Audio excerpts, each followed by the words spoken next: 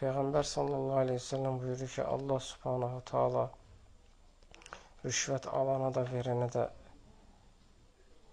lənət etsin. Yəni rüşvət alan da verən də lənətlənib.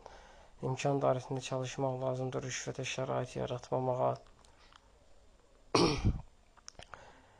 və müəyyən yollardan istifadə etmək lazımdır.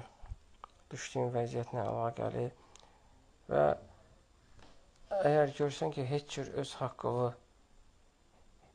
tələb edə bilmirsən, mütləq rüşvət verməlisənsə, bu yerdə alimlər gətirir ki, öz haqqını əldə eləmək üçün sən rüşvət verə bilərsən.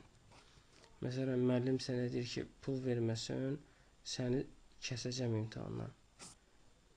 Aydındır. Əgər heç cür başqa bir yol yoxsa, məcbursansa verə bilərsən, qardaş. Amma imkan daxilində elə bir ki, yollar axtarmaq lazımdır ki, insan rüşvətdən qaçsın. Əgər heç bir çıxış yolu yoxdursa, məcbur qalırsansa da verə bilərsən. Selamun aleyküm və rəhmətullah.